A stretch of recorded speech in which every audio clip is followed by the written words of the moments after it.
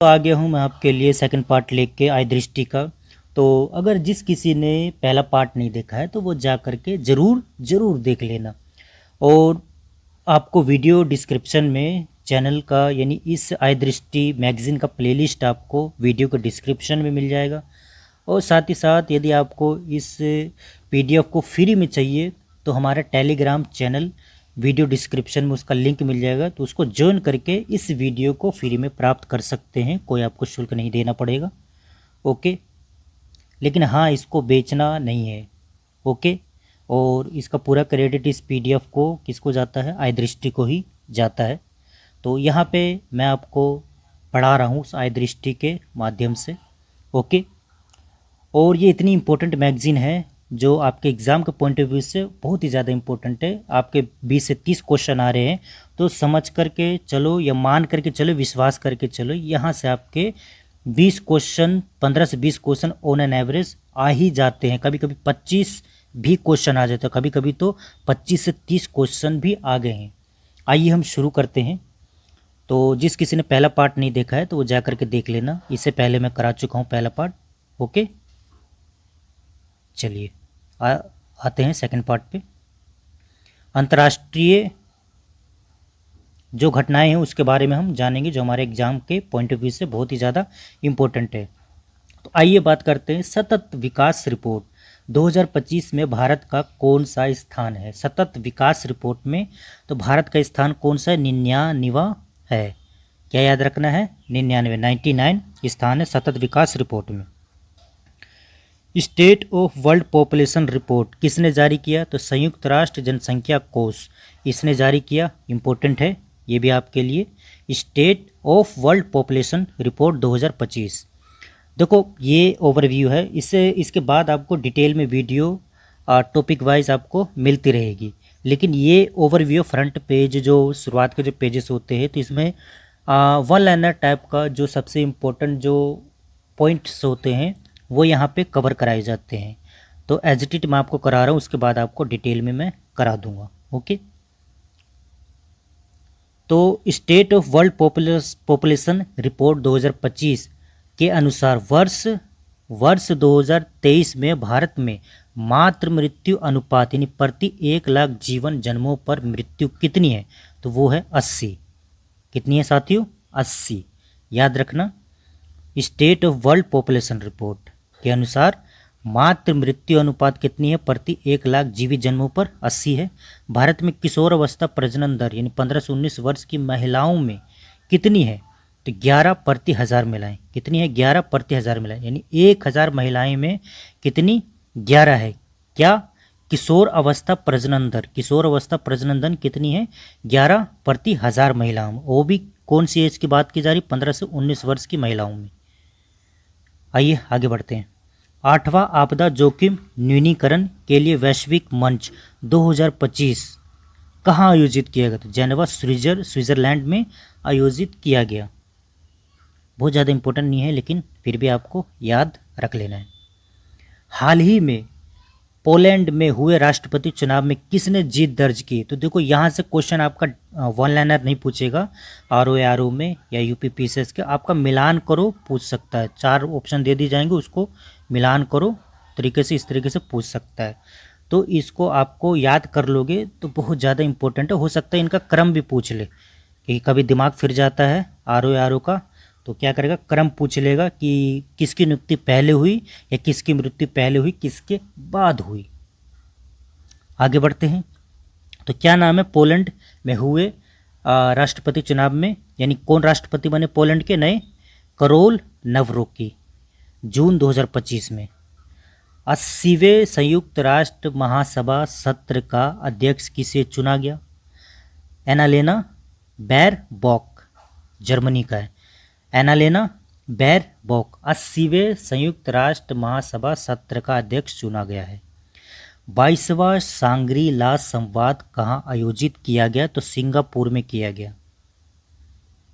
सांग्री ला संवाद तो इतना ज़्यादा इम्पोर्टेंट ये नहीं है, लेकिन जो नियुक्तियाँ हो रही है राष्ट्रपति प्रधानमंत्री की, वो आपके लिए इम्पोर्टेंट हो सकता है। ग्लेशियरों के संरक्षण पर उच्च स्तरीय अंतर्राष्ट्रीय सम्मेलन का आयोजन कहाँ किया गया? दुशांबे, ताजिकिस्तान में किया गया। ग्लेशियरों के संरक्षण पर उच्च स्तरीय है ये अंतर्राष्ट्रीय सम्मेलन है, तो कहाँ किया गया? Dushanbe, Tajikistan. ये इंपॉर्टेंट है। किस संगठन ने global electric vehicle EV outlook 2025 जारी किया? तो ये किया अंतर्राष्ट्रीय ऊर्जा एजेंसी। इंपॉर्टेंट एजेंसी है, परमाणु से संबंधित भी ये मुद्दे को देखता है, उस पर निगरानी रखता है। तो क्या नाम दिया इसने? इस संगठन ने, अंतर्राष्ट्रीय ऊर्जा एजेंसी ने क्या जारी किया है? Global electric vehicle outlook report 2025। Important है।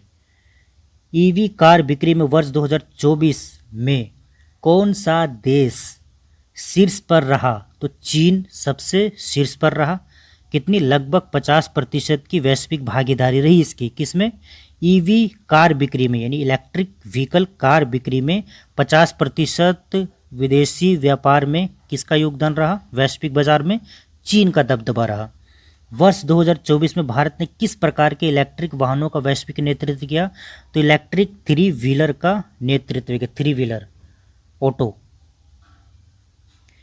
इजराइल की खुफिया एजेंसी शिन बेट के नए प्रमुख के रूप में किसे नियुक्त किया गया?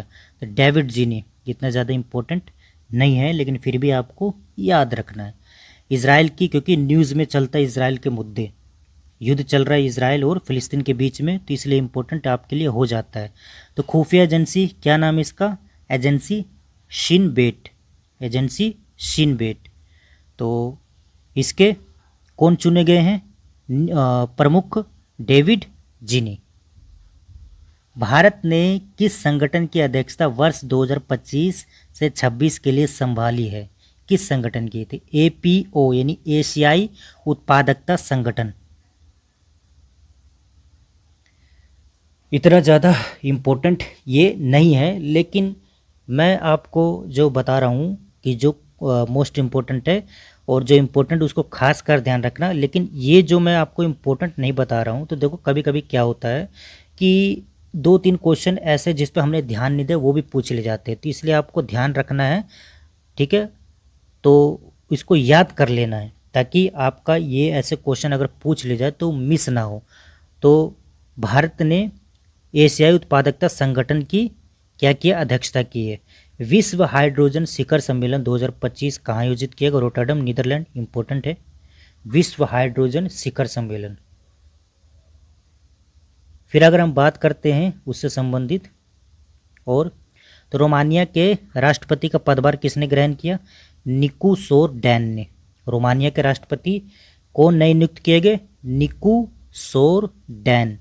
सूडान के प्रधानमंत्री का पदभार किसने ग्रहण किया? कामिल इद्रिस। दोनों इम्पोर्टेंट है, और ये याद रखना कि 26 मई 2025 को रोमानिया के राष्ट्रपति का पदभार इन्होंने ग्रहण किया और 31 मई 2025 को कामिल इद्रिस। तो ये देखो टफ में पूछेगा, कैसे पूछेगा वो, ये क्रम पूछ लेगा। तो देखो कितने नज़दीक डेट है, 26 मई और 31 मई, कितना नज़दीक है। तो सोचो कोई इस पर ध्यान देगा, और लेकिन एग्जामिनर ध्यान दे करके वो तुम्हें क्वेश्चन बना देगा, और फिर तुम सोचोगे कि ये क्वेश्चन कहाँ से पूछ लिया, हमने तो याद किया ही नहीं। ठीक है, तो मैं भी आपको बता दे रहा हूँ कि 26 मई 31 मई बहुत ज़्यादा अंतर नहीं है, तो ऐसे ही वो क्वेश्चन उठाता है, चाहे पीसीएस का एग्जाम हो या आरओ का एग्जाम हो। तो निकू सोर डैन रोमानिया के नए राष्ट्रपति चुने गए, वही कामिल इद्रिस सूडान के नए प्रधानमंत्री चुने गए। 78वीं विश्व स्वास्थ्य सभा का आयोजन कहाँ किया गया? जेनेवा, स्विट्जरलैंड में। इसकी थीम क्या थी? स्वास्थ्य के लिए एक विश्व। तो 78वीं विश्व स्वास्थ्य सभा, ये इंपॉर्टेंट हो सकता है आपके लिए। इसकी थीम क्या थी? स्वास्थ्य के लिए एक विश्व। बलूचिस्तान में सहायक आयुक्त के रूप में नियुक्त होने वाली पहली पाकिस्तानी हिंदू महिला कौन है? खासकर बीपीएससी वाले ध्यान रखे, ऐसे ऐसे क्वेश्चन पूछता रहता है। तो कशिश चौधरी ये है। सागर माता संवाद का आयोजन कहाँ किया गया? तो सागर माता कहाँ बोला जाता है? काठमांडू यानी नेपाल में सागर माता बोला जाता है उसको, एवरेस्ट को। तो काठमांडू में इसका संवाद हुआ है, सागर माता संवाद। भारतीय विदेश व्यापार संस्थान IIFT ने अपना पहला विदेशी परिसर कहाँ स्थापित करने की घोषणा की है? तो दुबई में। सलमान रुश्दी पर हमला करने वाले हादी मातर, बीपीएससी वाले खासकर ध्यान रखें, ऐसा से वो क्वेश्चन पूछता है। तो 25 वर्ष का वो उम्र का था और किसने हमला किया? हादी 25 वर्ष की उसको सज़ा हुई। हादी मातर को कितने वर्ष की सज़ा हुई? तो 25 वर्ष की। किस पर हमला किया? सलमान रुश्दी। तो सलमान रुश्दी कौन है? ये भारतीय मूल के हैं। तो इन्होंने कोई किताब लिखी थी सैटानिक वर्सेस, तो उसके ऊपर काफ़ी विवाद हुआ, मुस्लिम जगत में काफ़ी उसके प्रति रोष उत्पन्न हुआ, आक्रोश उत्पन्न हुआ। तो उसको जान को खतरा हुआ सलमान रुश्दी को, तो इंग्लैंड चले गए। इंग्लैंड के बाद उन्होंने वहाँ की नागरिकता मिल गई, फिर वहीं पे वो जीवन बसर करने लगे। तब से ले करके उनको ऊपर ये मतलब टारगेट किए जाते हैं, क्योंकि ये खुल करके बोलते हैं और इस्लाम के कई खिलाफ भी बोलते हैं। तो जो कट्टर जगत है इस्लामिक, तो वो इसको पसंद नहीं करते, तो जिस वजह से इन्होंने उस पर हमला कर दिया। हादी मातर। किस भारतीय मूल के व्यक्ति को कनाडा का विदेश मंत्री बनाया गया? भारतीय मूल के अनीता आनंद। इतना ज़्यादा इम्पोर्टेंट नहीं है। पर्यटन के लिए राष्ट्रीय स्तर पर क्रिप्टो भुगतान प्रणाली को किस देश ने लागू किया? तो भूटान ने किया। क्रिप्टो भुगतान प्रणाली को किसने मान्यता दी राष्ट्रीय स्तर पर? तो वो दिया भूटान ने। ऑस्ट्रेलिया की पहली महिला विपक्षी नेता कौन बनी? ऑस्ट्रेलिया की पहली विपक्षी महिला नेता सुसान ले। इतना ज़्यादा इम्पोर्टेंट नहीं है। दुनिया का पहला वाणिज्यिक स्केल ई मैथनॉल संयंत्र कहाँ आयोजित किया गया? तो दुनिया का पहला है, तो ये आपके लिए इम्पोर्टेंट हो सकता है साथियों। तो डेनमार्क में ये किया गया है शुरू, ये संयंत्र ई मैथनॉल दुनिया का पहला वाणिज्यिक स्केल पर इसको शुरू किया गया, तो डेनमार्क में शुरू किया गया। रोबर्ट फ्रांसिस प्रीवोस्ट को किस नाम से पोप चुना गया? तो पोप लियो 15वां। बीपीएससी वाले ध्यान रखें और बाकी अदर वाले भी ध्यान रखेंगे, ऐसी बात नहीं है। तो पोप लियो 14वें के नाम से इनको चुना गया है। और कहाँ के थे ये? रॉबर्ट फ्रांसिस प्रीवोस्ट, तो ये थे यूएसए के हैं ये। तो इससे पहले जो पोप रह चुके थे तो उनका देहांत हो गया है, मृत्यु हो गई है, तब जा कर के तो पहली बार यूएसए से कोई बना है रॉबर्ट फ्रांसिस प्रीवोस्ट। उत्तरी अमेरिका में पैदा होने वाले ये कौन से पोप थे? पहले थे। जर्मनी के चांसलर के तौर पर किसने पदभार ग्रहण किया? फ्रेडरिक मर्ज ने ग्रहण किया। इम्पोर्टेंट है। और ये भी रॉबर्ट फ्रांसिस प्रीवोस्ट वाले बीपीएससी वाले खास कर ध्यान रखना, जो मैं बता रहा हूँ वो काफ़ी इम्पोर्टेंट है। और देखना आते हैं यहाँ से क्वेश्चन, जो मैं बता रहा हूँ जो एरिया, और आएंगे भी देखना। त्रिनिदाद और टोबैगो की प्रधानमंत्री का पदभार किसने ग्रहण किया? कमला प्रसाद बिसेसर ने पदभार ग्रहण किया त्रिनिदाद टोबैगो। इसके राष्ट्रपति कौन है? इन्होंने 18वां जो प्रवासी दिवस सम्मेलन हुआ था पहली बार उड़ीसा भुवनेश्वर में, तो वहाँ पे राष्ट्रपति ने शिरकत की थी। पहले वीडियो में मैंने बताया, तो क्रिस्टिन कार्ला ऐसे कुछ उनका नाम है। टाइम्स हायर एजुकेशन द्वारा जारी एशिया यूनिवर्सिटी रैंकिंग 2025 में कुल कितने देशों या क्षेत्रों के विश्वविद्यालय को शामिल किया गया? तो 35 देशों को शामिल किया गया। इसमें अपने भारत का स्थान याद रखना है। तो भारत में शीर्ष स्थान पर कौन सा विद्यालय है? IISc बेंगलुरु का 38वां स्थान आया। आइए आगे बढ़ते हैं।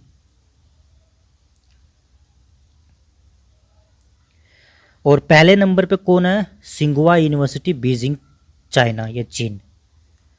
अपना भारत का कौन सा सीट्स पर है? IISc बेंगलुरु। कौन सा? Times magazine higher education Asia university ranking 2025 जारी की गई है। तो कुल कितने एशियाई देशों को शामिल किया गया? 35, जिसमें से भारत का IISc 38वें स्थान पर आया और सिंगुआ यूनिवर्सिटी बीजिंग चीन जो है वो पहले स्थान पर आया। प्रधानमंत्री नरेंद्र मोदी से मुस्लिम वर्ल्ड लीग के महासचिव ने कहाँ भेंट की, कहाँ मुलाकात की? जेदा, सऊदी अरब। तो बीपीएससी वाले ध्यान रखना, वैसे क्वेश्चन पूछता उठाता है। तो नरेंद्र मोदी ने मुस्लिम वर्ल्ड लीग के महासचिव ने कहाँ भेंट की? तो जेदा, सऊदी अरब में की। और मुस्लिम वर्ल्ड लीग के महासचिव का नाम क्या है? तो शेख डॉक्टर मोहम्मद बिन अब्दुल करीम अल ईसा। काफ़ी लंबा नाम है, शेख डॉक्टर मोहम्मद बिन अब्दुल करीम अल ईसा। मेहुल चोकसी को किस देश में गिरफ्तार किया? बेल्जियम में। पीपीएससी वाले अगेन ध्यान रखेंगे, बाकी अदर भी। मेहुल चोकसी किस बैंक से संबंधित है? पंजाब नेशनल बैंक में इन्होंने घोटाला किया था, तब से ये फरार चल रहे हैं। तो गरीब तो पकड़े जाते हैं लेकिन अमीर फरार चलते, अब जाकर के वो पकड़े गए। एशियाई वर्ल्ड रिपोर्ट 2024 के अनुसार दुनिया का 9वां सबसे व्यस्त हवाई अड्डा कौन सा है? एशियाई वर्ल्ड रैंकिंग के अनुसार तो दुनिया का 9वां सबसे व्यस्त हवाई अड्डा कौन सा? इंदिरा गांधी अंतर्राष्ट्रीय हवाई अड्डा, ये 9वां स्थान पर आया है। इम्पोर्टेंट हो सकता है। अंतर्राष्ट्रीय सौर गठबंधन के देश साझेदारी ढांचे पर हस्ताक्षर करने वाला पहला अफ्रीकी देश कौन सा बना है? मॉरिशस। मोस्ट इम्पोर्टेंट है, पूछा जा सकता है। तो कितने टोटल हो गए हैं? तो 100 से तो ऊपर ही मान लो, अभी 120 के आसपास हो गए होंगे, कंफर्म नहीं हूँ मैं, ठीक है, अभी बताऊंगा उसके बारे में। तो जो ये अंतर्राष्ट्रीय सौर गठबंधन है, इसकी शुरुआत कहाँ हुई थी? फ्रांस और भारत ने मिलकर के की थी। और पहला जो अफ्रीकी देश है वो कौन बना है? मॉरिशस। इससे पहले स्पेन भी इसमें शामिल हो चुका है और अन्य देश भी इसमें कई शामिल हो चुके, तो 100 पार कर गए हैं। तो टोटल आंकड़ा कितना हो गया? टोटल कितने सदस्य देश इसमें शामिल हो गए, ये भी आपसे पूछा जा सकता है। पहला अफ्रीकी देश कौन है, इस तरह से भी आपसे पूछा जा सकता है। अंतर्राष्ट्रीय सौर गठबंधन, इसका मुख्यालय कहाँ है? गुरुग्राम, भारत में। छठे बिम्स्टेक शिखर सम्मेलन का आयोजन कहाँ किया गया? Bangkok, Thailand. इसमें कुल कितने सदस्य देश है बैंकॉक थाईलैंड में? तो 7 हैं, वो याद रखना आप। 7 कौन कौन से हैं जो भारत से सटा हुआ है? तो एक तो भारत और बांग्लादेश, ये याद रखना, बांग्लादेश। फिर आपका नेपाल, भूटान, कितने हो गए? 4।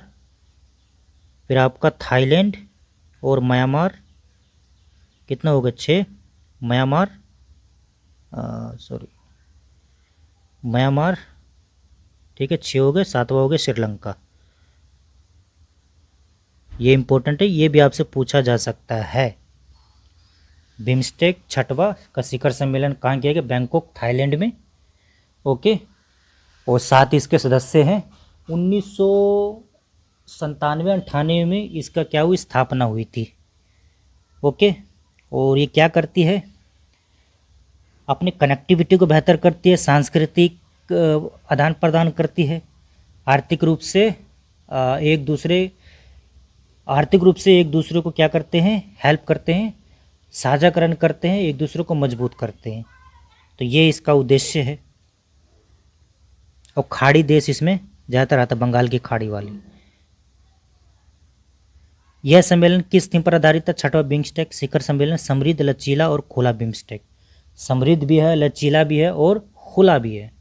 भारत को किस कार्यकाल के लिए संयुक्त राष्ट्र लेखांकन और रिपोर्टिंग के अंतर्राष्ट्रीय मानकों पर विशेषज्ञों के अंतर सरकारी कार्यदल यानी यूनिसार में सर्वसम्मति से चुना गया? तो 2025 से 27 के लिए चुना गया है। और इससे पहले मैंने पहले पार्ट में आपको एक और बताया था कि जो यूनाइटेड नेशन का सामाजिक आर्थिक जो परिषद है, तो उसके लिए भारत को कितने वर्ष के लिए? 2 वर्ष के लिए चुना गया है। वो भी आपसे पूछा जा सकता है, ये भी पूछा जा सकता है। कौन सा वर्ष है वो? 2026 से 28 के लिए चुना गया है, ये याद रखना। और यहाँ पे क्या है? 2025 से 27 के लिए चुना गया यूनिसार के लिए। दुबई के क्राउन प्रिंस कौन है जिन्होंने भारत की पहली आधिकारिक यात्रा की है? तो दुबई के क्राउन प्रिंस कौन है? पीपीएससी वाले खास कर ध्यान रखना, शेख हमदान बिन मोहम्मद अल मखतूम। क्या नाम है? शेख हमदान बिन मोहम्मद अल मखतूम। ये हैं दुबई के क्राउन प्रिंस। पहली बार इन्होंने भारत की आधिकारिक यात्रा की है। आधिकारिक मतलब कि इसको सरकार ने आमंत्रित किया होगा या उन्होंने किया होगा आने की, ठीक है। यात्रा के दौरान दुबई में किस शैक्षिक संस्थान का परिसर स्थापित करने की घोषणा की गई? IIM अहमदाबाद। तो ये दुबई में स्थापित करेगी अपना एक परिसर, IIM अहमदाबाद। तो ये जब आए आधिकारिक यात्रा पर भारत की पहली आधिकारिक यात्रा पर शेख हमदान बिन मोहम्मद अल मख्तूम। तो वार्ता का रिजल्ट क्या निकला कि भारत का जो IIM अहमदाबाद है स्थापित करेगी कहाँ पर? हाँ, दुबई में। ओके। अंतर संसदीय संघ यानी IPU की ऐतिहासिक 150वीं सभा का आयोजन कहाँ किया गया? Tashkent, Uzbekistan. पूछा जा सकता है आपसे अंतर संसदीय संघ, क्योंकि ये देखो अमूमन कोई याद नहीं करेगा, तो ऐसे ही क्वेश्चन वो टफ बनाएगा तो उठाएगा, पॉपुलर वाले नहीं उठाएगा। ताशकंद, उज्बेकिस्तान, ROARO ध्यान रखना। प्रधानमंत्री नरेंद्र मोदी ने श्रीलंका में किन 2 रेल परियोजनाओं का श्रीलंका के राष्ट्रपति अनुरा कुमारा दिशा नाइके के साथ उद्घाटन किया? अनुरा कुमारा दिशा नाइके। तो 2 रेल परियोजनाओं को श्रीलंका के राष्ट्रपति के साथ उद्घाटन किया, उसका नाम क्या है? महो ओमान थाई और महो अनुराधापुर। अनुराधापुर तो चलो याद रहेगा आपको क्योंकि वहीं है अनुराधापुर श्रीलंका में। ओमान थाई याद रखना, दोनों में महो लगा है। महो ओमान थाई और महो अनुराधापुर, ये 2 रेल परियोजनाओं का श्रीलंका के राष्ट्रपति जिनका नाम है अनुरा कुमारा दिशा नाइके, इनके साथ उद्घाटन किया हमारे प्रिय प्रधानमंत्री नरेंद्र मोदी जी ने।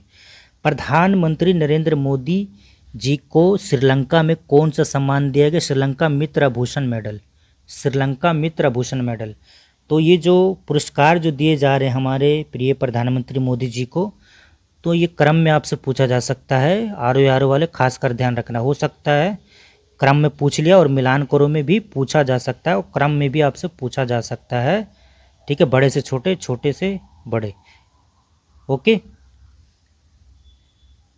श्रीलंका के जाफना में भारतीय महावाणिज्य दूतावास ने किस विश्वविद्यालय में हिंदी भाषा पाठ्यक्रम शुरुआत की? तो क्या नाम उसका? वावुनिया विश्वविद्यालय। तो हमारा हिंदी पॉपुलर हो रहा है। ओके, अच्छी बात भी है। हिंदी एक ऐसी भाषा जिसमें आपको उर्दू, फारसी और संस्कृत के शब्द आपको देखने को मिल जाएंगे। हालांकि संस्कृत के आपको शब्द ज़्यादा देखने को मिलते हैं और जो हिंदवी थी उसमें उर्दू, फारसी के शब्द ज़्यादा थे। तो बाद में जब आज़ाद हुआ तो उसके बाद हिंदी में संस्कृत के शब्द ज़्यादा जोड़े गए।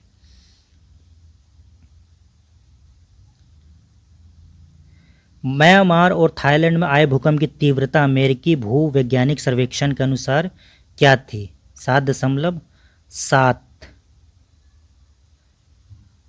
म्यांमार के भूकंप प्रभावित क्षेत्रों में सहायता प्रदान करने हेतु भारत ने कौन सा ऑपरेशन चला? इंपॉर्टेंट है, most important, operation Brahma. Okay. तो कितनी तीव्रता का भूकंप आया? 7.7,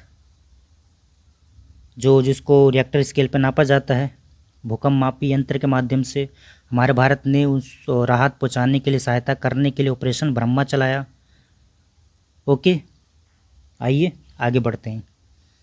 अब आते हैं नेटुम्बो नंदी नदैतवा किस देश के पहली महिला राष्ट्रपति बनी? नामीबिया। नामीबिया भी करंट में है तो इम्पोर्टेंट है आपके लिए, याद रखना। वहाँ के राष्ट्रपति का नाम भी याद रखना है, ठीक है, और प्रधानमंत्री का भी नाम याद रखना है। तो पहली महिला, ये ज़्यादा इम्पोर्टेंट, पहली महिला राष्ट्रपति कौन बनी नामीबिया की? नेटुम्बो नंदी नदैतवा। डॉक्टर नेटुम्बो नंदी नदैतवा पहली महिला राष्ट्रपति बनी। गाज़ा में इजरायली हमले में हमास के किस राजनीतिक नेता की मौत हो गई? ये भी इम्पोर्टेंट है, खासकर BPSC वाले ध्यान रखें, कई बार पूछता है, पिछली बार ही पूछा। एक तो डोनाल्ड ट्रंप से पूछ लिया, उनके ऊपर गोली चलाई गई थी पेंसिल्वेनिया में, और एक पूछा था कि जो प्रमुख था ईरान का उसको कहाँ मारा गया? तो सलाह अल वर्दाविल।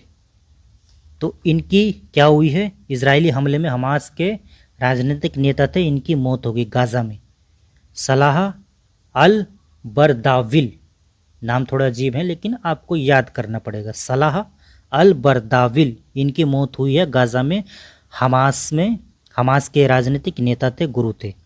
Honorary order of freedom of Barbados सम्मान से किसे नवाजा गया? हमारे प्रिय प्रधानमंत्री नरेंद्र मोदी जी को बारबाडोस का ये सम्मान है, honorary order of freedom of Barbados.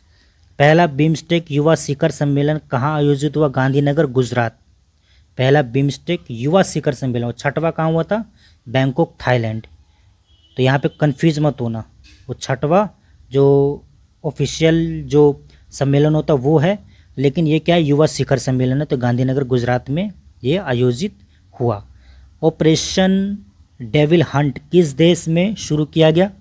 Bangladesh. Operation devil Hunt याद रखेंगे ये, क्योंकि अभी बांग्लादेश का मुद्दा भी पिछले साल काफ़ी चर्चित रहा। अर्जेंटीना ने किस अंतर्राष्ट्रीय संगठन से बाहर निकलने की घोषणा की? मोस्ट इम्पोर्टेंट है ये। तो विश्व स्वास्थ्य संगठन से निकलने की घोषणा की। 1948 में इस संगठन की स्थापना हुई थी। वर्ल्ड हेल्थ रिपोर्ट भी ये जारी करती है, इसको भी आपको ध्यान रखना है। आइए आगे बढ़ते हैं। बेल्जियम के नए प्रधानमंत्री के रूप में किसने शपथ ली? Bart De Wever. Bart De Wever. Green transition alliance India GTAI किस देश ने शुरू किया? डेनमार्क ने। Green transition alliance India Denmark ने शुरू किया। GTAI इम्पोर्टेंट है, ये भी इम्पोर्टेंट है। और बेल्जियम के नए प्रधानमंत्री बार्ट डी वेबर, क्योंकि यहाँ से कौन पकड़ा गया है? यहाँ से पकड़ा गया है मेहुल चोकसी, जिन्होंने घोटाला किया था पंजाब नेशनल बैंक में, फरार हो गया था घोटाला करके। न्यूजीलैंड के किस पर्वत को कानूनी व्यक्ति का दर्जा दिया गया? इम्पोर्टेंट है, मोस्ट इम्पोर्टेंट है। तो किसी पर्वत को कानूनी व्यक्ति का दर्जा दिया जा रहा है तो इम्पोर्टेंट तो होना ही है। तो तारानाकी मोंगा, तो इसको दर्जा दी, इस पहाड़ को दर्जा ऐसे पूछा जा सकता है आपसे कि तारानाकी मोंगा क्या है? तो एक पर्वत है जिसको कानूनी व्यक्ति का दर्जा दिया गया न्यूजीलैंड द्वारा।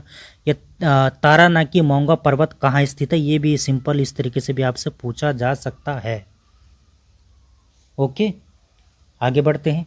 माली, नाइजर, बुर्किना फासो ने किस संगठन से स्वयं को बाहर कर लिया है? तो इकोवास यानी पश्चिमी अफ्रीकी राष्ट्रों का आर्थिक समुदाय। पश्चिमी अफ्रीकी राष्ट्रों का आर्थिक समुदाय से माली, नाइजर, बुर्किना फासो ने अलग कर लिया है। इम्पोर्टेंट है अंतर्राष्ट्रीय संबंध में। माली, नाइजर, बुर्किना फासो। पहला रायसीना मध्य पूर्व सम्मेलन कहाँ आयोजित किया गया? तो पहला रायसीना मध्य पूर्व सम्मेलन इम्पोर्टेंट है, अबू धाबी, संयुक्त राज्य अमेरिका। ग्लोबल फायर पावर द्वारा जारी सैन्य शक्ति रैंकिंग 2025 के अनुसार दुनिया की सबसे शक्तिशाली सेना किस देश की है? ग्लोबल फायर पावर द्वारा जारी सैन्य शक्ति रैंकिंग में तो संयुक्त राज्य अमेरिका को, और अपना भारत चौथे पे है। अपना भारत कितने पे? चौथे पे, याद रखना। तो कौन कौन हो सकता है यहाँ पे? नहीं दर संयुक्त राज्य अमेरिका, उसके बाद रशिया, फिर चीन, फिर अपना भारत। ओके, सैन्य शक्ति के मामले में 2025 के अनुसार ग्लोबल फायर पावर इन्होंने जारी किए सैन्य शक्ति रैंकिंग। ओके, तो अमेरिका पहले पे, दूसरे पे रशिया, तीसरे पे चाइना, चौथे पे अपना भारत। अमेरिकी राष्ट्रपति डोनाल्ड ट्रंप ने किस पर्वत चोटी का नाम बदलकर माउंट मैकिनले कर दिया है? मोस्ट इंपोर्टेंट है। ऐसे पूछा जा सकता है कि माउंट मैकिनले कहाँ है, या ऐसे पूछा जा सकता है माउंट डेनाली कहाँ है। तो इसकी कहानी ये है कि जब बराक ओबामा राष्ट्रपति थे तो उन्होंने पहले से ही इसका माउंट डेनाली का नाम क्या था? माउंट मैकिनले था, जो कि अलास्का में, उत्तरी अमेरिका का अलास्का में पड़ता है। तो बराक ओबामा में वहाँ के जनजातीय लोग सम्मान देने के लिए माउंट डेनाली नाम रख दिया था उसका। लेकिन फिर अमेरिकी राष्ट्रपति डोनाल्ड ट्रंप ने उसका वापस नाम पहले वाले रख दिया है, माउंट मैकिनले। तो देखो, सरकारें बदलती रहेगी, नाम बदलते रहेंगे। भारत में भी ऐसा हो सकता है, जब कांग्रेस आए इतना नामकरण किया जा रहा है, तो हो सकता है कि जब कांग्रेस आए तो कुछ नाम परिवर्तित कर दे। तो उसमें कोई दिक्कत वाली बात नहीं है, वो उनको करने दो। हम सभी को मतलब किससे होना चाहिए? आर्थिक स्वतंत्रता से होना चाहिए, आर्थिक लाभ से होना चाहिए, और सामाजिक समानता से होना चाहिए। वो गलत नहीं होनी चाहिए बस। डोनाल्ड ट्रंप ने मैक्सिको की खाड़ी का नाम बदलकर क्या कर दिया? अच्छा, ये भी इम्पोर्टेंट है आपका। तो देखो, मैक्सिको की खाड़ी कहा जाता था, आप किस नाम से जाना जाएगा? अमेरिका की खाड़ी। अब पता नहीं उसका दिमाग फिर गया है क्या है, वही जाने, वो लगता भी है वैसे। अमेरिका की खाड़ी गल्फ ऑफ अमेरिका, ठीक है, अभी उसको नोबल पुरस्कार देने की कवायद चल रही है, उसमें तो पाकिस्तान आ रहा है। मैं समझ में नहीं आता कि उसको नोबल पुरस्कार किस, इजराइल और पाकिस्तान समर्थन कर रहे हैं कि अमेरिका के राष्ट्रपति डोनाल्ड ट्रंप को नोबल पुरस्कार दिया जाए। तो बहुत ही हास्यास्पद है, क्या कहा जा सकता है। अब जिसको खाने के लाले पड़े हों तो वो तो भाई कुछ भी कर सकता है, अपने आप को दाव पे लगा सकता है, अपने आप को बेच भी सकता है, क्या ही करें। खैर आगे बढ़ते हैं। बाल्ड ईगल को किस देश का राष्ट्रीय पक्षी घोषित किया गया है? इम्पोर्टेंट है, अमेरिका का ही है ईगल। तो बाल्ड ईगल, जिस पे बाल होते हैं सर पे, बाल्ड ईगल, तो उसको राष्ट्रीय ईगल भी दे सकता, बाल्ड ईगल भी दे सकता, कंफ्यूज करने के लिए। ध्यान रखना जो मैं बता रहा हूँ, बाल्ड ईगल को किस देश का राष्ट्रीय पक्षी घोषित किया है? तो ईगल और बाल्ड ईगल दोनों दे रखा हो तो बाल्ड ईगल लगाना आपको। तो संयुक्त राज्य अमेरिका का ये राष्ट्रीय पक्षी घोषित हुआ है। मोल्डोवा के राष्ट्रपति के रूप में किसने शपथ ली? मैया सैंडू ने। दूसरा कार्यकाल इसका मैया सैंडू। इंपॉर्टेंट हो सकता है, जो मैंने आपको बताया कि मिलान करो में पूछा जा सकता है या क्रम पूछा जा सकता है। तो दिसंबर 2024 में हुआ ये। द 8 ग्रेट पावर्स ऑफ 2025 सूची में भारत का कौन सा स्थान है? 5वां स्थान है।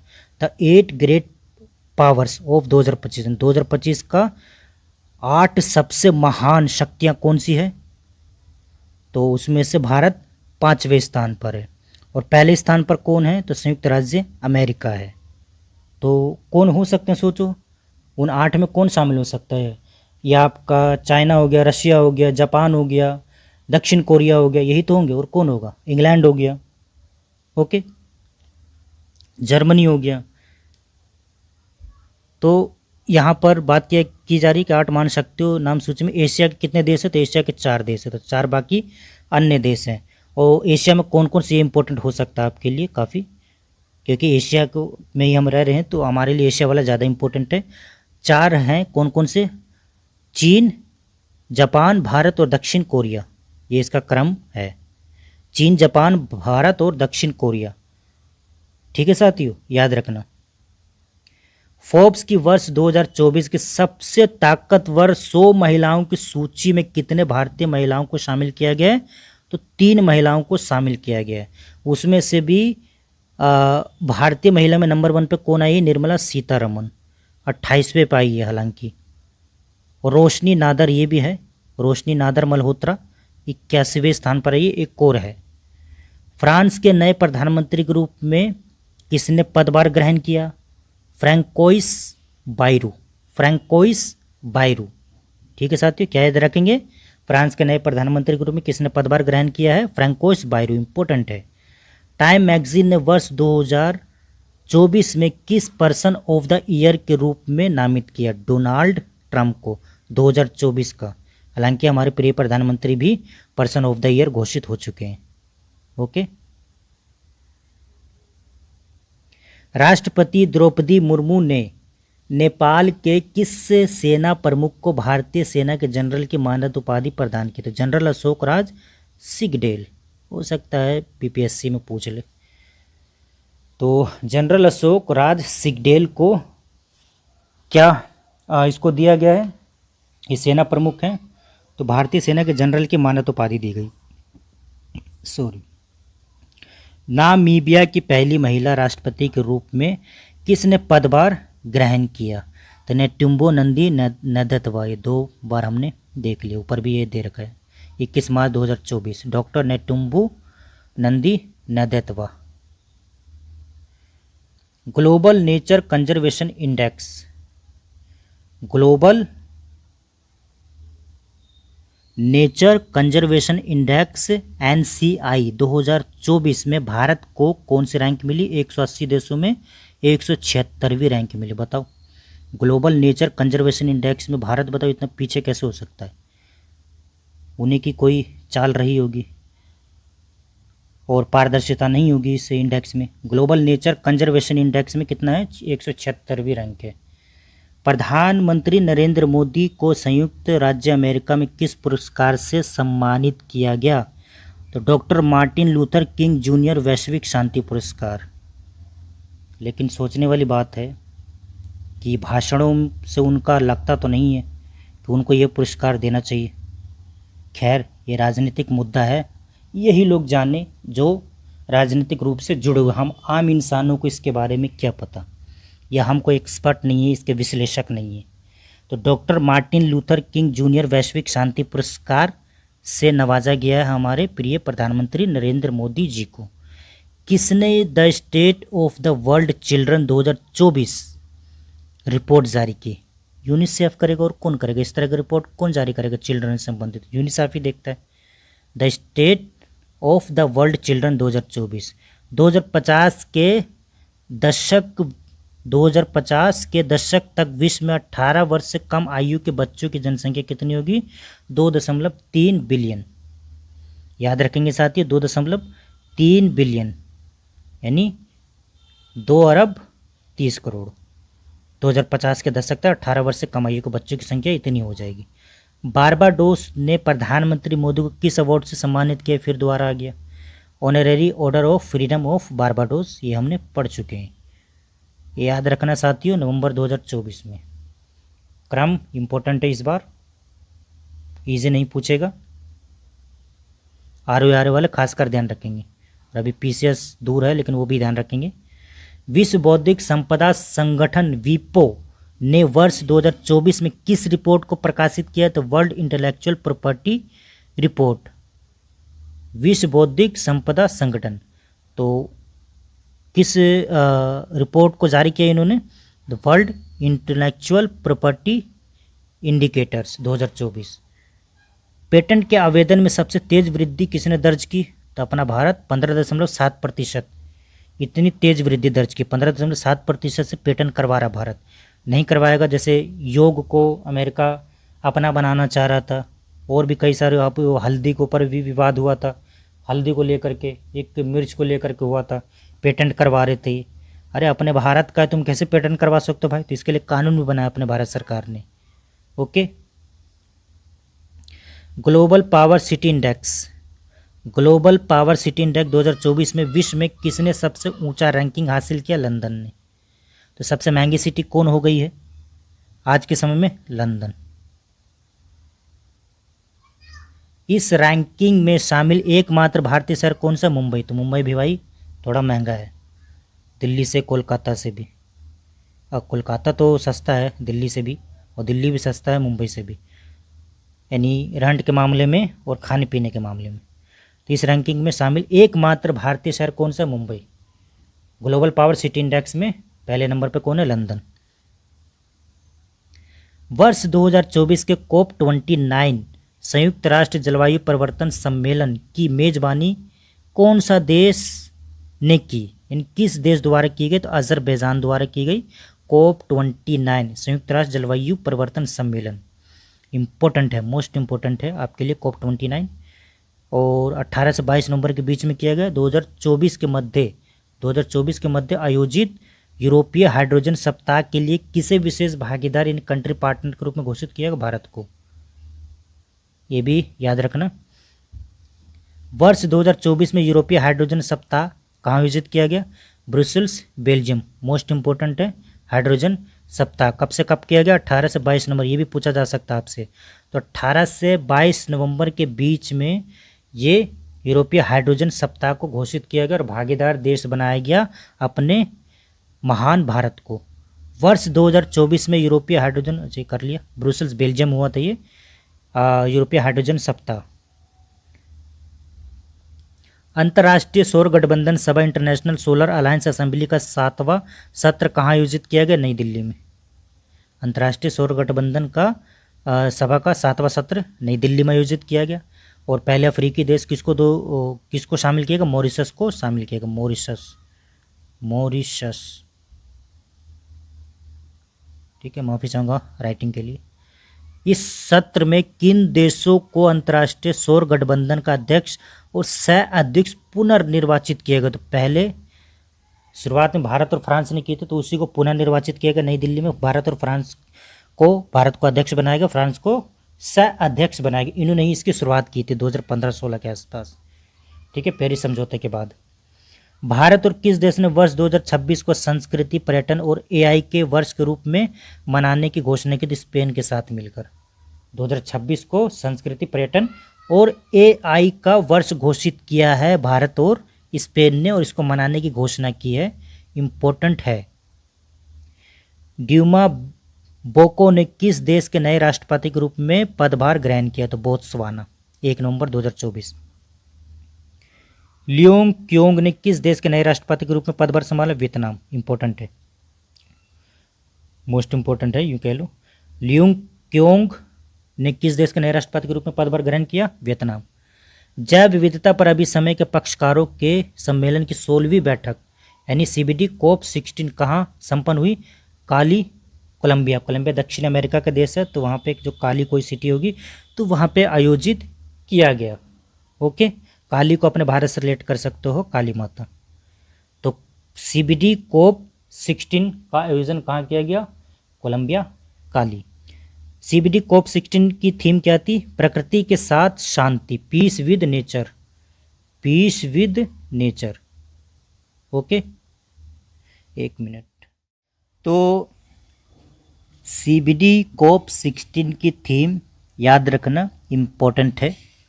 आइए अब आगे बढ़ते हैं।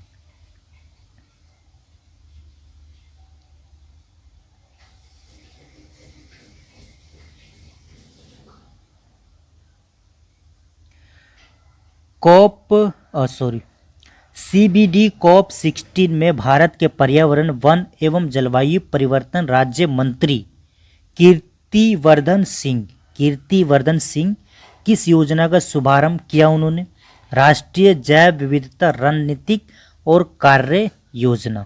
इंपॉर्टेंट है, याद रखना इसको। राज्य जो मंत्री हैं, कौन से मंत्री है? भारत के पर्यावरण, वन एवं जलवायु परिवर्तन राज्य मंत्री है कीर्तिवर्धन सिंह। इन्होंने राष्ट्रीय जैव विविधता रणनीति और कार्य योजना को शुरू किया है। वर्ष 2026 में इस सम्मेलन यानी CBD COP17 की मेजबानी कौन करेगा? आर्मेनिया। ये भी याद रखना, हो सकता है पूछ ले, मिलान करो में भी हो सकता है कि आगामी जो मेजबानी देश है कौन कौन से, ऐसे भी क्वेश्चन बन सकता है। राष्ट्रपति द्रौपदी मुर्मू को किस देश में राजनीतिक विज्ञान में मानद डॉक्टरेट उपाधि से सम्मानित किया गया? अल्जीरिया। राष्ट्रपति द्रौपदी मुर्मू किन 3 अफ्रीकी देशों की यात्रा करने वाली पहली भारतीय राष्ट्रपति बन गई हैं? तो अल्जीरिया, मोरितानिया और मलावी। तो इन तीनों की ऑफिशियल यात्रा करने वाली अफ्रीकी देशों की पहली राष्ट्रपति बन गई है द्रौपदी मुर्मू जी।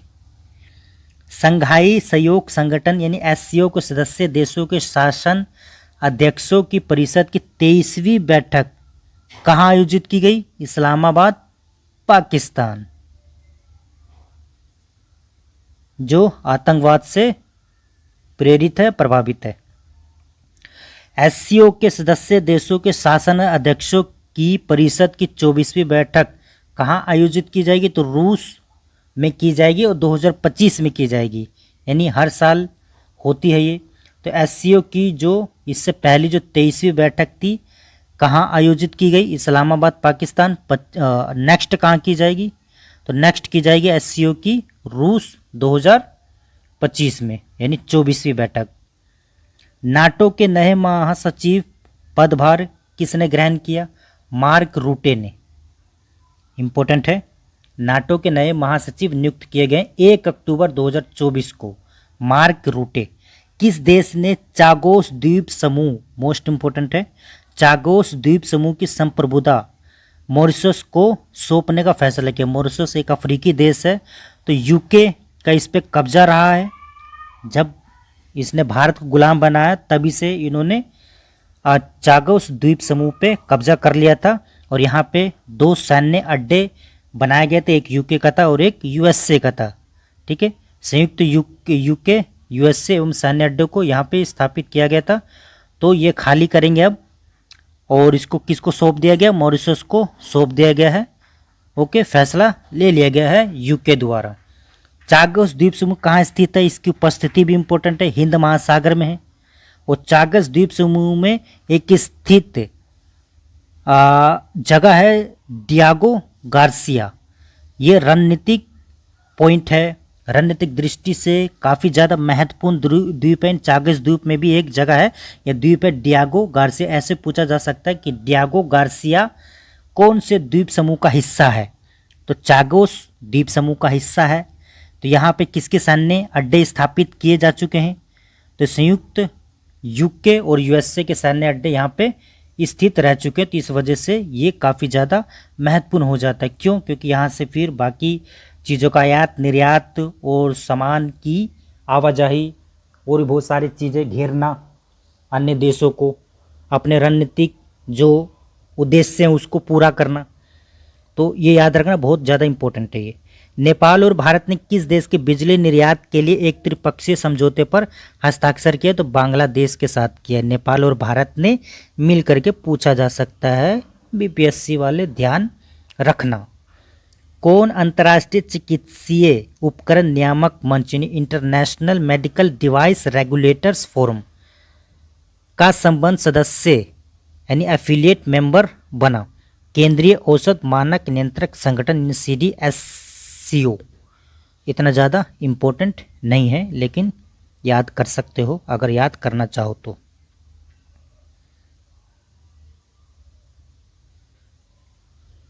मालदीव के राष्ट्रपति मोहम्मद मुइज़ू है, ठीक है, मुइल्लू नहीं है, याद रखना इसको, मुइज़ू है।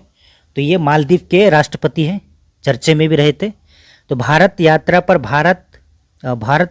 भारत और मालदीव के बीच हस्ताक्षरित मुद्रा विनिमय समझौते के दो तत्व कौन से हैं, तो $400 मिलियन की सुविधा और मालदीव को अलग से 30 बिलियन रुपए की सुविधा दी गई। तो मुद्रा विनिमय समझौता किया गया दोनों देशों के बीच, मालदीव और भारत के बीच। तो उस समझौते में क्या हुआ कि $400 मिलियन की सुविधा की ये हस्ताक्षर हुआ और मालदीव को अलग से $30 बिलियन की सुविधा दी गई। मालदीव में किस कार्ड को लॉन्च किया गया? रुपए कार्ड को लॉन्च किया गया, मोस्ट इंपोर्टेंट है। और यूपीआई किन किन देशों में लागू हो चुका है, ये भी आपसे पूछा जा सकता है। प्रधानमंत्री नरेंद्र मोदी और मालदीव के राष्ट्रपति मोहम्मद मुइज़्ज़ू ने वर्चुअली रूप से किस अंतर्राष्ट्रीय हवाई अड्डे के नए रनवे का उद्घाटन किया, तो उन्हीं का ही हवाई अड्डा है हनी माधु अंतर्राष्ट्रीय हवाई अड्डा। इतना ज़्यादा इम्पोर्टेंट नहीं है, लेकिन हाँ प्रधानमंत्री मोदी का इसमें कुछ रोल है, तो इस वजह से इम्पोर्टेंट हो सकता है, क्योंकि दोनों ने वर्चुअली रूप से इस अंतर्राष्ट्रीय हवाई अड्डे का क्या क्या उद्घाटन किया है। हनी माधु अंतर्राष्ट्रीय हवाई अड्डा चर्चा में रहा था ये, इसलिए इम्पोर्टेंट हो सकता है ये। भारत ने मालदीव में कहाँ पर वाणिज्यिक दूतावास खोलने का फैसला किया, तो सबसे नज़दीक उसके लिए क्या पड़ेगा? बेंगलुरु, अड्डू शहर। तो भारत के लिए अड्डू शहर है, ठीक है। भारत ने मालदीव में खोलने का फैसला किया है और मालदीव ने बेंगलुरु में। तो याद रखना, हो सकता है पूछ लिया जाए, इतना ज़्यादा इम्पोर्टेंट नहीं है, लेकिन इजी क्वेश्चन भी पूछ लिए जाते हैं साथियों, तो किसी को भी हल्के में नहीं लेना। फिजी गणराज्य ने अपने सर्वोच्च नागरिक पुरस्कार honorary officer of the order of Fiji से किसे सम्मानित किया गया? श्री श्री रविशंकर। तो पूछा जा भी सकता है, कुछ कह नहीं सकते, ठीक है। हो सकता है कि प्रधानमंत्री मोदी का उसमें दे दे और साथ ही साथ इसका भी नाम डाल दे, ऐसे भी हो सकता है ना। तो honorary officer of the order of Fiji किसे नवाजा गया? श्री श्री रविशंकर, आध्यात्मिक गुरु हैं, आसाराम बापू के बेटे हैं, पुत्र हैं। हाल ही में टाइफून कोंगरे के प्रमुख रूप से किस देश को प्रभावित किया गया? तो टाइफून कोंगरे, तो टाइफून कहाँ पे आता है? वही देश होगा आसपास का, तो ताइवान को सबसे ज़्यादा प्रभावित किया इसने, टाइफून कोंगरे। कोंगरे। मैक्सिको की पहली महिला राष्ट्रपति के रूप में किसने शपथ ली? मैक्सिको की पहली महिला राष्ट्रपति के रूप में, तो देखो पहली वाली जरूर याद रखना, पहली महिला राष्ट्रपति के रूप में किसने शपथ ली? क्लाउडिया शिनबाम, चर्चा में भी रही थी क्लाउडिया शिनबाम, मैक्सिको की पहली महिला राष्ट्रपति के रूप में चुनी गई है। और मैक्सिको की खाड़ी को अमेरिका की खाड़ी कर दिया गया। किस देश के प्रधानमंत्री एंड्रयू होलनेस ने भारत की 4 दिवसीय यात्रा की जमैका के? ये भी चर्चा में रहा था, इंपॉर्टेंट हो सकता है साथियों। भारत को किस नेटवर्क की 15 सदस्यीय संचालन समिति के लिए चुना गया? 15 सदस्यीय संचालन के लिए किस नेटवर्क की 15 सदस्यीय संचालन समिति के लिए चुना गया? तो ग्लोब नेटवर्क, ग्लोब ई नेटवर्क कह सकते हो, ग्लोब नेटवर्क कह सकते हो, इसके लिए चुना गया। किसको? भारत को 15 सदस्यीय संचालन समिति। ग्लोब नेटवर्क किससे संबंधित है? भ्रष्टाचार से निपटने के लिए संबंधित है, इंपॉर्टेंट हो सकता है। ग्लोब नेटवर्क किससे संबंधित? भ्रष्टाचार को निपटाने से संबंधित है। तो इसकी ग्लोब जो नेटवर्क है इस समिति के लिए भारत को चुना गया है। श्रीलंका की नई प्रधानमंत्री के रूप में किसने शपथ ग्रहण किया? हरिनी अमर सूर्या, हरिनी अमर सूर्या। राष्ट्रपति भी इंपॉर्टेंट है, क्या है? अनुरा कुमारा दिसानायके, अनुरा कुमारा दिसानायके। और हरिनी अमर सूर्या प्रधानमंत्री या राष्ट्रपति अनुरा कुमारा दिसानायके। 23 सितंबर 2024 डेट याद रखना। तो सबसे पहले देखो कितने नज़दीक डेट, 23 और 24 सितंबर, तो हो सकता है ये डाल दे, ठीक है, ऐसे ज़रूर याद करना जो बहुत नज़दीक डेट हो। 23 और 24 सितंबर, एक दिन का अंतर है।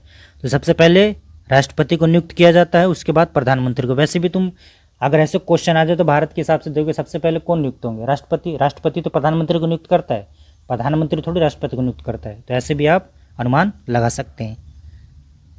संयुक्त राज्य अमेरिका की यात्रा के दौरान प्रधानमंत्री नरेंद्र मोदी कहां पर 2 नए भारतीय वाणिज्य दूतावास की स्थापना किए जाने की घोषणा की है? तो बोस्टन और लॉस एंजलिस, संयुक्त राज्य अमेरिका में नए भारतीय वाणिज्यिक दूतावास को खोलने की घोषणा की है हमारे प्रिय नरेंद्र मोदी जी ने।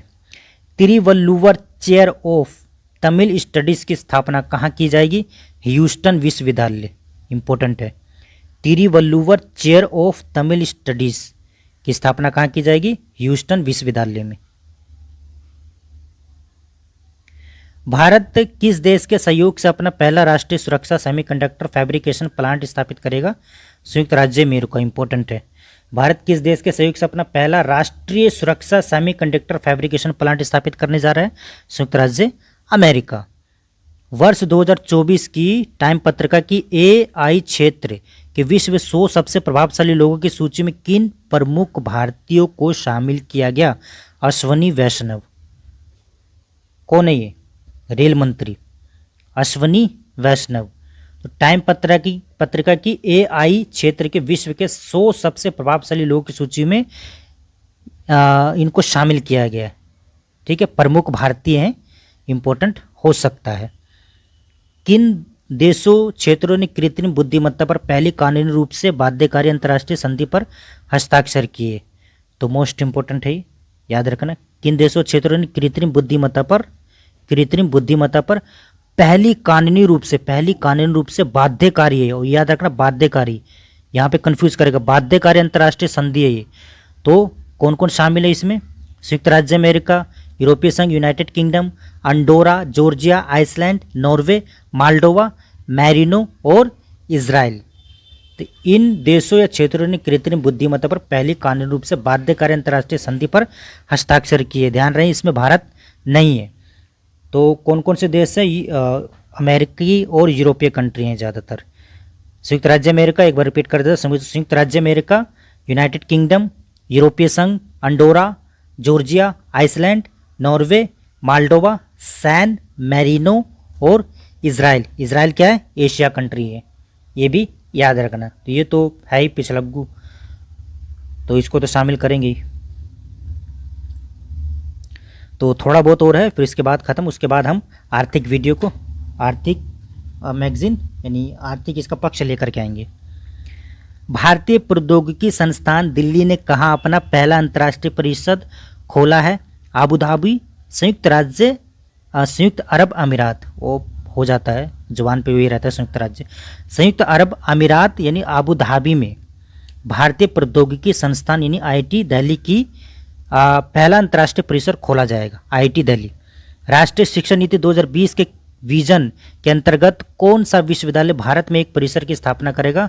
साउथहैम्पटन विश्वविद्यालय यूके राष्ट्रीय शिक्षा नीति के अंतर्गत ये स्थापित करेगा, साउथहैम्पटन विश्वविद्यालय यूके। ध्यान रखना, राष्ट्रीय शिक्षा नीति 2020 के तहत।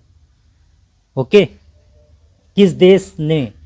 किस देश में हनुमान जी की 90 फीट ऊंची प्रतिमा का अनावरण किया गया? संयुक्त राज्य अमेरिका में।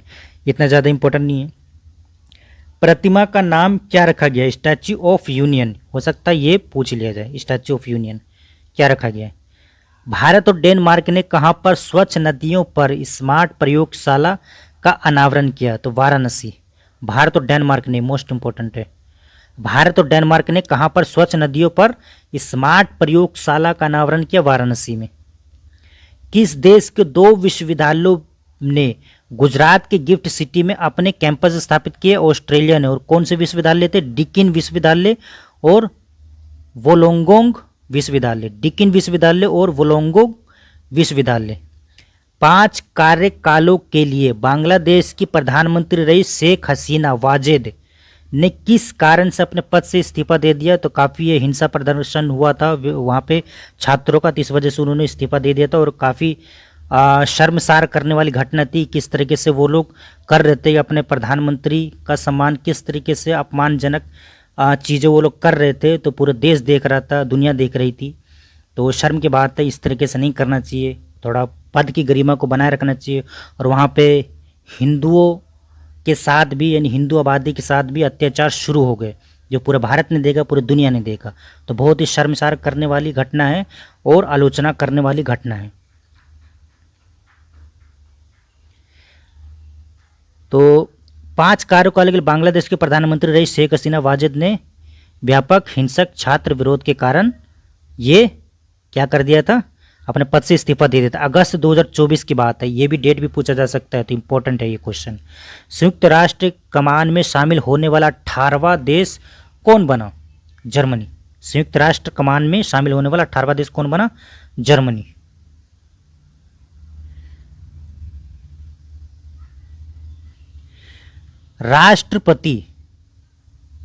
राष्ट्रपति द्रौपदी मुर्मू को किस देश के सर्वोच्च नागरिक सम्मान companion of the order of Fiji से सम्मानित किया गया?